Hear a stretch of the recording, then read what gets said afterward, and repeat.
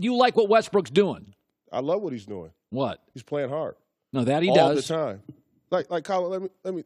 No matter what happens, you still have to go out there and perform at a high level. Right. You know what I mean? So, like, you can use so many different scenarios, like Kobe last game, their basketball, the finale. He still had to go out there and score 60. It didn't just happen. Even though we knew that it wasn't going to be a special night for numerous reasons, it could have been a farewell tour, and it could have been an ultimate goodbye, but he still had to go out there and put on that demonstration in the moment with so many people out there watching to rise to that occasion. And then you also look at LeBron's situation, where you talk about the chosen one, the guy being rewarded the $100 million shoe deal, coming in with all these expectations. He still had to go out there and perform at a high level and be consistent and be obedient to his blessings. So fast forward, and now we're talking about Russell Westbrook. You can't manufacture that. He still has to go out there and play with a lot of effort and energy to do what he's doing out there on that court. By the way, last year, I was mocked and lectured that you had to give Westbrook the MVP, the triple-double. Well, this year he's going to do it again. By the way, it still breaks history. Nobody's done it twice. You could argue the West is tougher. He also had to inherit a couple of All-Stars, so he has more mouths to feed. And according to NBA.com, he's 7th in the MVP voting. ESPN does not have him in the top 6. So how does it go from the most important basketball stat ever to, it doesn't really matter, triple-doubles are overrated? I'll tell you how. You look at the momentum of the story last year with Russell Westbrook. KD left. Right. That was the big story. Sympathy.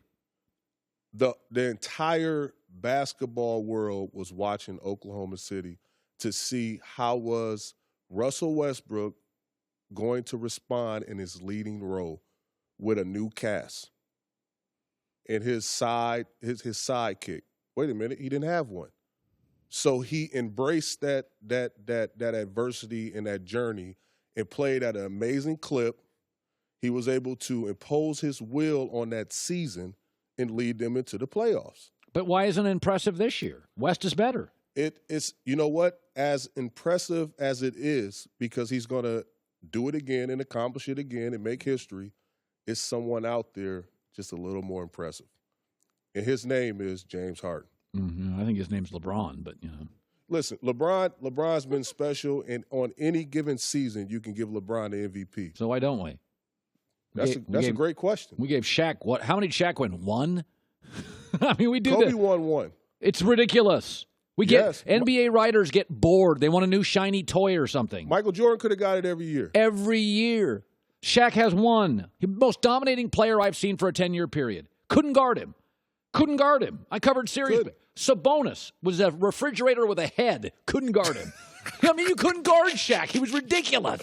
A refrigerator with a head? Dude, have you ever seen Sabonis was this wide. Consider that stolen. He was a SUV. Okay, I covered Sabonis for 6 years. He was an SUV. And by the way, we didn't get him in his prime. He was an SUV. He would come into games after Shaq with a chest with divots in it. He got pushed all over the floor. We gave Shaq 1 MVP. NBA writers do this all the time. All right, Kristine and I have a disagreement on this. I do believe on what? Which one? Veteran teams can flip switches. They can. I've seen it my whole life. A veteran team, you kind of lollygag into the playoffs. Young teams don't do it. Average teams don't do it. Dynasties do it. They flip a switch. It feels different with Golden State. Listen, they're a 500 team without Steph. He's the engine, man.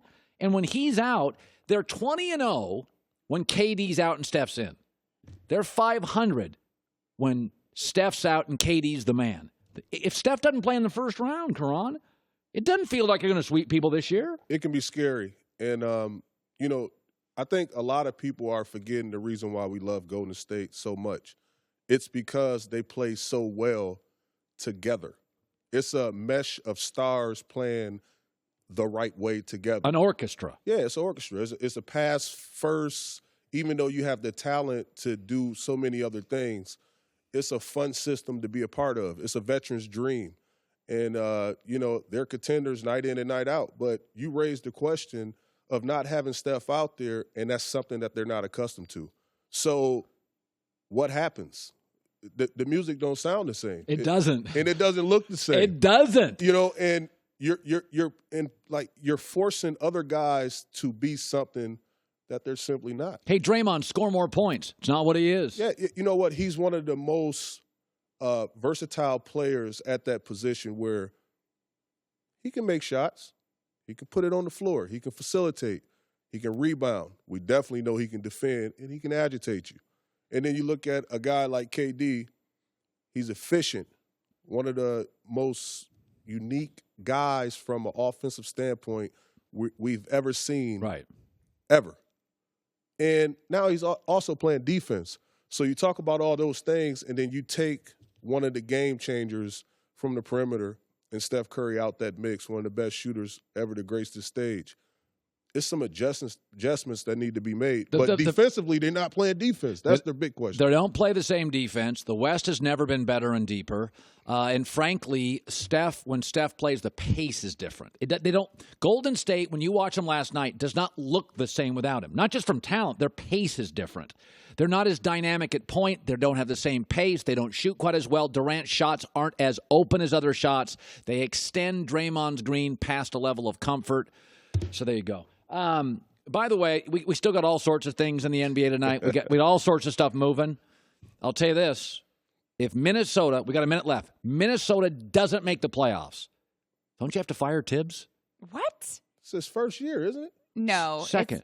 Yeah. Well, I mean, why would you fire him? Karl Anthony Towns, Andrew Wiggins, Jimmy Butler half the year. Can't make the playoffs? They're young. They're still figuring it out. How many years are you young? Karl Anthony, I love him in the league it's for the West. Injuries.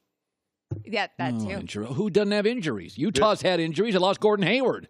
Look at Utah's season. They're going to be a 4. That's because of that Rookie of the Year.